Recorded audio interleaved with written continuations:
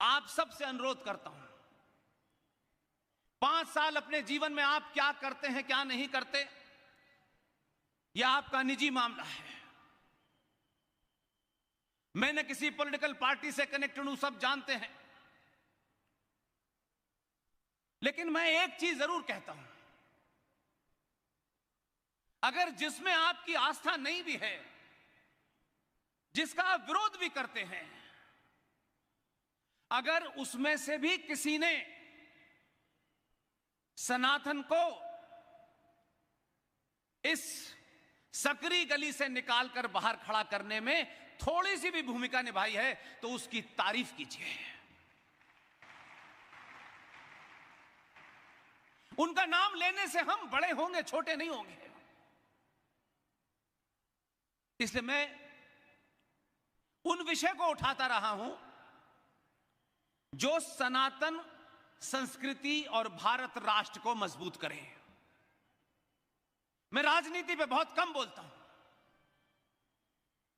और 14 के बाद से तो बोलने की आवश्यकता ही नहीं, इसलिए कि राजनीति पे हर दूसरा आदमी बोल रहा है।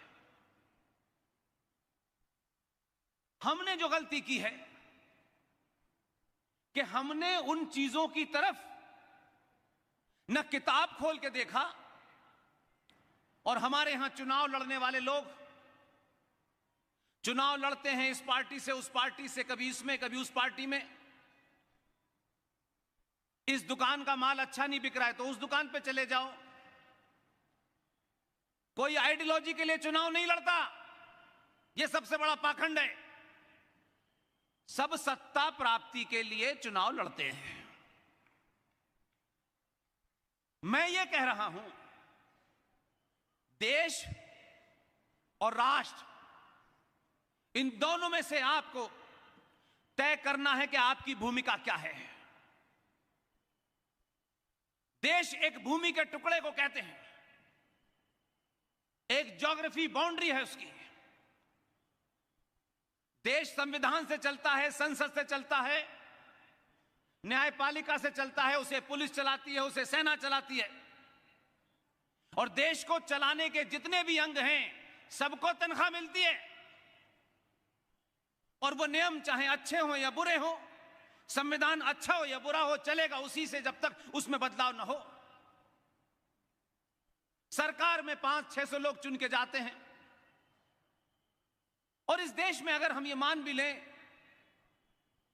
सनातनी हिंदुओं की गिनती के हिसाब से भी मान लें, तो 85 करोड़ लोगों में कम से कम कोई 5-10 करोड़ पॉलिटिक्स में होंगे। हम दुनिया के एकमात्र पहले ऐसे देश हैं जहां सत्ता राष्ट्र को चलाती है,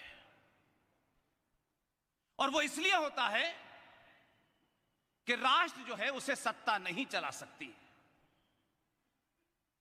राष्ट्र हमारा समाज चलाता है, राष्ट्र हमारे सरोकारों से चलता है, परंपराओं से चलता है, आस्थाओं से चलता है। और मेरी आस्था को किसी भी सरकार को, कोई सी भी सरकार हो, उस सरकार का कोई भी अंग हो, चाहे वो न्यायपालिका हो, उसे मेरी आस्थाओं में दखल देने का अधिकार नहीं है। अगर मेरी आस्थाओं में कोई सवाल खड़ा हो गया है, अगर उन आस्थाओं में कुछ बदलाव सा लगता है, कोई करेक्शन करना लगता है, तो मैं ये पहले भी कहता था और आज भी कह रहा हूं, 2012 से जब से चलना शुरू किया, इसी शब्द को कह रहा हूं। अगर हमारी आस्थाओं परंपराओं में कुछ भी होना है तो उसकी सर्वोच्च संस्था है शंकराचार्य। ऐसे किसी भी विवाद पे शंकराचार्य के शब्द आखिरी होंगे, किसी नेता के नहीं होंगे। नेताजी का काम सरकार चलाना है, देश की सीमाओं की रक्षा करवानी है, लॉ एंड ऑर्डर रखवाना है, कोर्ट से कुछ काम कराने हैं, इसके अलावा उनकी दखल नहीं होनी चाहिए। लेकिन जब समाज लालची और कायर और डरपोक हो जाता है तो सत्ताएं और सत्ता के अंग किस तरीके से आपकी आस्थाओं में दखल देते हैं, और इसका जीता जागता एक उदाहरण है। कोर्ट तय कर रही है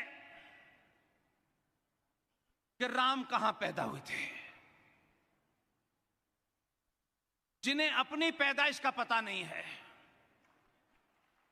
वो राम के ऊपर बताएंगे कहां पैदा हुए थे, कोर्ट बताएगा। जिन्होंने पढ़ाई लॉ की पढ़ी है, आईपीसी की पढ़ी है, संविधान की पढ़ी है, वो मेरी आस्थाओं पे सवाल उठाते हुए कहते हैं कि शबरीमला के अंदर जेंडर जस्टिस नहीं है। हम उनका पाखंड एक सामान्य नागरिक होकर के भी बिना डरे हमने सुप्रीम कोर्ट में यह सवाल खड़ा किया कि शबरीमला के अंदर बिना उस मंदिर की शक्ति को जाने बगैर, उस परंपरा को जाने बगैर जज साहब को लगा कि सुप्रीम कोर्ट का कहना है कि शबरीमला में जेंडर जस्टिस नहीं है, यहां जेंडर जस्टिस होना चाहिए। हमने बख्शा किसी को नहीं, शोर नहीं मचाया। एक पिटीशन डाली सुप्रीम कोर्ट में और कहा कि जो आपको जेंडर जस्टिस शबरीमला में चाहिए, जज साहब फिर ये जेंडर जस्टिस सब जगह होना चाहिए, तो फिर मस्जिद में भी करने का ऑर्डर दीजिए। जज साहब को अंदाजा नहीं था। जज साहब बोले ये बड़ा मुश्किल है। मैंने कहा जज साहब अगर आप मस्जिद में जेंडर जस्टिस करेंगे तो सड़क पे आपके साथ जस्टिस नहीं होगा। ये बात आप जानते हैं, इसलिए आपकी हिम्मत नहीं है ये कहने की कि मस्जिद में भी जेंडर जस्टिस होना चाहिए। इसलिए इस देश में जैसे जैसे सनातनी समाज उन परंपराओं को, अपनी आस्थाओं को जानने पहचानने लगेगा, सत्ता के अंग लाइन पे आ जाएंगे। ये युद्ध है, और ये किसी एक सरकार, दो सरकार के लिए नहीं है। सरकार आती हैं जाती हैं, हजारों बार बहुत सारी पार्टियां बनी, बहुत सारी सरकारें चली गई आकर के, लेकिन जिस देश का नागरिक सरकारों पे निर्भर हो जाता है, उनके साथ कैसे कैसे महापाप होते हैं, इसकी भी मैं आपके सामने मिसाल रखता हूं। भारत के संविधान में, सब संविधान की बात कर रहे हैं,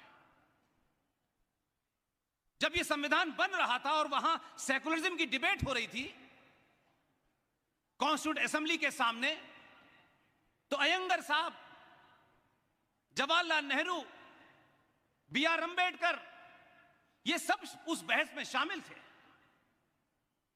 और बहस हुई कि भारत का संविधान सेकुलर होना चाहिए।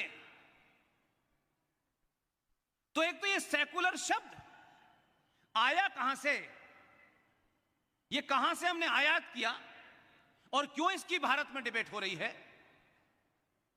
तब भी अयंगर ने विरोध किया, नेहरू ने विरोध किया, पटेल ने विरोध किया, अंबेडकर ने विरोध किया, लेकिन उस समय की उस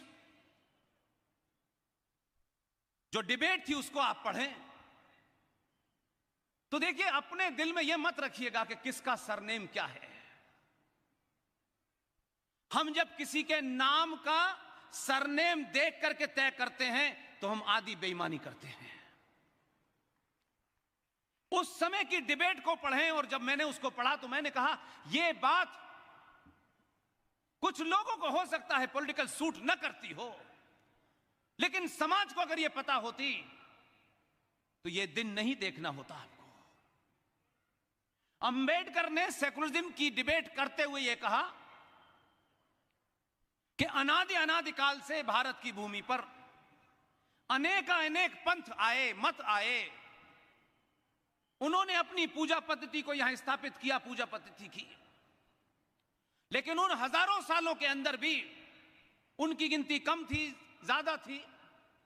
एक घटना नहीं मिलती दुनिया के इतिहास में कि भारत की भूमि पे जो दूसरे पंथ आए जो बाहर से ठुकराए गए थे, जिनको लूट लिया गया था, जिनको मार दिया गया था, हमने कभी भी उनकी पूजा पद्धति के कारण हमने उनके साथ भेदभाव किया हो, किसी की हत्या की हो। और उसके बाद अंबेडकर का जो तर्क था वो बहुत खूबसूरत है। उन्होंने कहा कि भारत भूमि अनादिकाल से